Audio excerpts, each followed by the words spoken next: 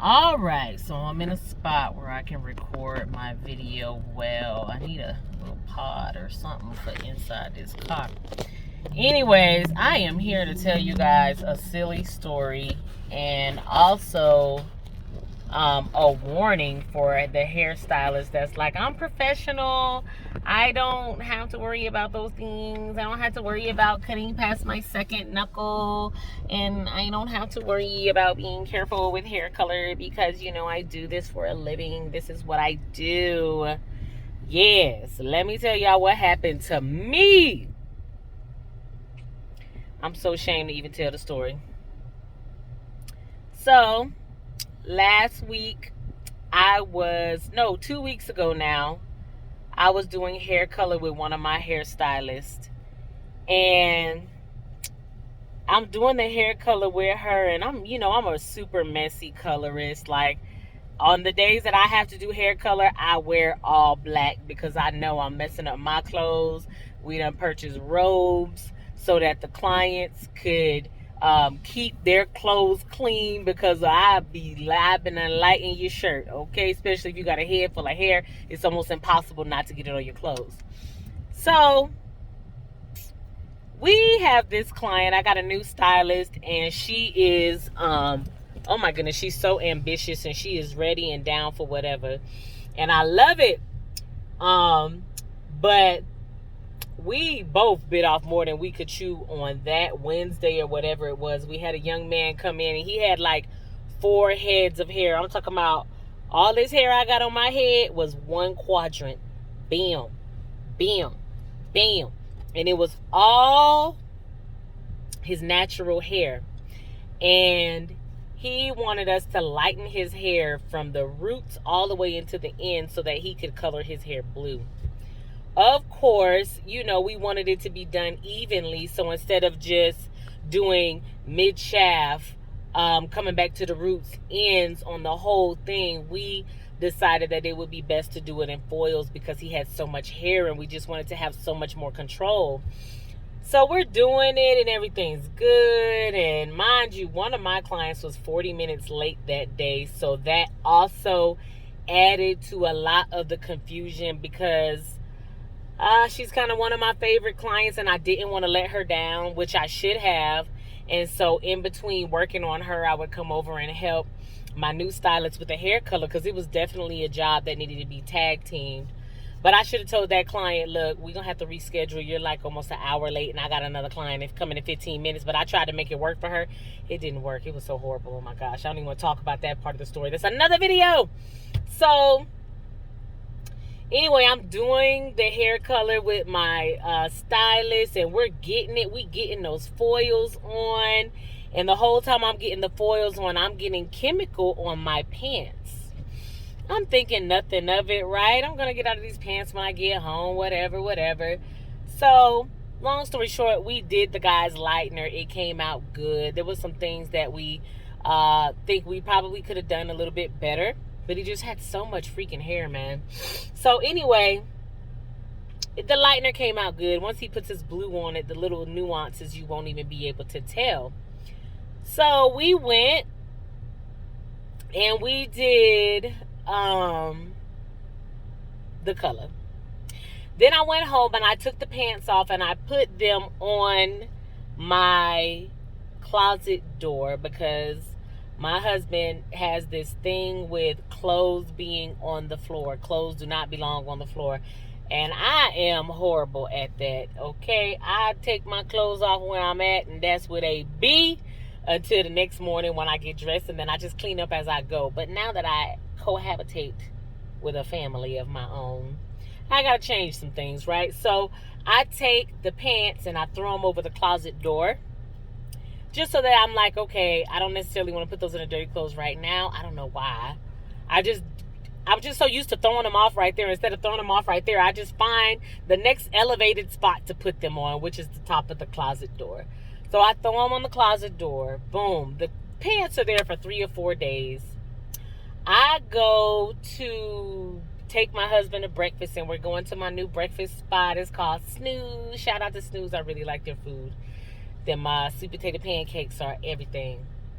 So we go, and I I slapped the pants back on, just trying to throw something back on, just so that I can hurry up and get out the door and go do the breakfast thing, right? So I do that, and then I'm fine, right? Nothing's happening. I'm just like, whatever, I'll just take these pants off when I get back home because I'm going back to lounge around anyway. Let me tell y'all, my silly self, my sister-in-law came over and I kind of got distracted, and I'm talking with her and we watching TV and talking about stuff and getting my laundry and stuff together, and my leg is itching. And I'm like, I'm talking about, I'm going to work on that leg, boy. I'm tearing that thing up. Like, I'm like, Kira, my leg is super ultra dry today. I don't know what is going on. So I go in the bathroom after scratching my pores open all on my legs, and I get some lotion. And I'm rubbing the lotion into my legs like, I think I'm just dry. I really just need some moisture. Mind you, the whole time I didn't know I'm rubbing hair lightener into my legs. So I'm doing all of this, and I noticed my leg tingling a little bit, but I just scratched it a little bit, left it alone. Then I went to the gym. I leave and went to the gym, took the pants off, put on a different pair of pants. I'm doing my little dance it out class, and I'm in there and I'm like, my leg is getting tight. What is wrong with my leg? Man, by the end of the class, my calf muscle is so swollen and so tight. I go to my locker room and I put ice on my leg thinking it's going to help it cool down. I'm like, something is really off. So I'm like, okay, I couldn't even make it through the stretches and stuff. I leave. I forced myself through the class. Why? Stupid. So I leave, get my baby, and I go to Rite Aid or Walgreens, something. It was CVS. And I go there and I get some Benadryl to put on my legs and all of this other stuff. By the time I get home, I can barely walk. We wake up the next morning. My husband done put ice on it. I can't walk at all. I'm like, my husband had to grab me and help me limp, help me get dressed and everything. And we ended up dropping the baby off at daycare and going to the hospital. And I'm like, I got a chemical burn. These are the pants that I was doing the hair lightener in. This starts to register after the workout class. And I'm like, oh my God, did I just burn my leg? But I never in a million years thought that hair lightener would be that detrimental. I knew it was bad. I know you needed to wear gloves. I know it breaks hair. I'm sure it breaks down tissue too, but dang, it wasn't even enough on my pants for me to even be able to see it. So I was just completely amazed. We go to the doctor. They are doing ultrasounds on my legs to make sure that I don't have blood clots, because everything that they're looking at is the equivalent to the symptoms of a blood clot. Like I had a rash, I had swelling, it was like a fever to the touch, it was itchy and all of this other stuff. So now I think I'm about to die. I'm in the hospital writing out wills on paper, thinking damn, we were supposed to do this will and power of attorney stuff a couple of months ago and we BS'd about it, and now we about to die. So I'm all telling my husband, I'm like, look, this is how I want MJ to be raised. He is a strong little boy and he's very smart, and you're going to have to push him sometimes, but you got to know when to let back. And I'm giving him all of these instructions for life for my child, because I'm thinking that I'm not going to be here. I'm telling my husband what I want him to do with my business when I leave. And it got really serious, guys. I was on crutches for 3 days. 3 days straight I was on crutches, and the last day I should have been on crutches, but I was just kind of hopping around because I got tired of using them and I was getting better. It was horrible. Then after that, they at the hospital, they prescribed me steroids, prednisone, in order to help boost my immune system and help with swelling and things like that, and I'm taking it faithfully, the first couple of days anyway, and then I kind of on and off was taking it, and my body gets to itching all over. By Monday morning, I was like calling the doctor, trying to figure out why I'm itching. I'm breaking out in hives. I got a rash all in between my thighs, and I'm like, oh my God, this chemical is gonna kill me. So luckily the next day, it was Tuesday morning, I'm like really freaking out about the itching. I'm like nonstop itching no matter what I do. I'm drinking water. I'm going back to the gym and I'm working out and I'm trying to sweat out toxins and sit in the sauna room and just try to get the things up out of my body that are making me feel itchy. Nothing is working. I'm actually still itchy today. I'm scratching, but it's better than what it has been. I can tell that the prednisone is getting out of my body, but woo! I go to the doctor on a Wednesday and they're like, yes, it looks like you're allergic to the prednisone, so we're going to have you take Benadryl at night and Claritin by day, and that should help with the itching. I had already prescribed that to myself and it wasn't working, so I just decided to stop and tough it out with the itching. So as long as I'm at work and I'm working on actual clients and doing things with work, I'm distracted from it. But as soon as I go home or I slow down and I get in the car, it is like, Lord have mercy. I'm talking about when I get home and bust up out of these clothes, and it itches so bad that scratching it with my nails is bad for me because I want to scratch my skin off. But I will get home and get this little exfoliant thing, and I'm like, ooh, yes, tearing my back up. Get my husband to scratch my back. I get him to rub my back with his rough hands, and he is like too sick of me right now. And because of that, I've been so grumpy, y'all, and just not myself, impatient, snappy, and moody. And I have just been staying away from my social media platforms until I get through with this. But today is the first day I felt like, all right, girl, do a little video and forewarn the hairstylists out there not to play with that bleach. If you doing bleach, you better put them gloves on.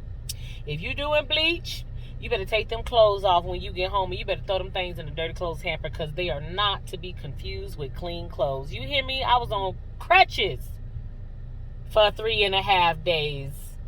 And I'm a busybody. I like to be up and doing stuff. And even when I'm at home doing things around the house. I'm at home straightening up. I'm at home doing paperwork. I'm at home reading a book, or, and it was just killing me to sit still in that house. Couldn't go to church. I could have went, but I'd have been aggravated, so, ooh. And I didn't want everybody like, oh my God, what happened? Why are you on crutches? And then I had to explain this silly story about how I put my chemically infested pants back on when I should have thrown them in the dirty clothes hamper, and it chemically burnt me. So the crutches just attracted too many questions. So I was like, I'm going to hide for a couple of days while I heal up. But anyway, y'all pray for me. I'm healed up. Praise the Lord and hallelujah. This experience has really taught me how fragile my body is, how these chemicals are real, and just a very small amount can literally poison you and harm you in a way to where you may not be able to walk, you may not be able to breathe. And all before this situation, I have just been very careless with how I do hair color, taking my safety precautions and wearing my protective gear. Sometimes I might put on a glove, sometimes I might not. If it's something that I need to do quickly, if I got to take my stuff out of the barber side, I'll stick my hand in the barber side and take it out. If I felt like I was in a rush and I didn't want to put on gloves to get my utensils out of the barber side, disinfectant. So y'all, learn from my mistake. And I know most people are probably like, how could a hairstylist get a chemical burn on her leg from a chemical doing hair color? Because you use your hands, right? That's how.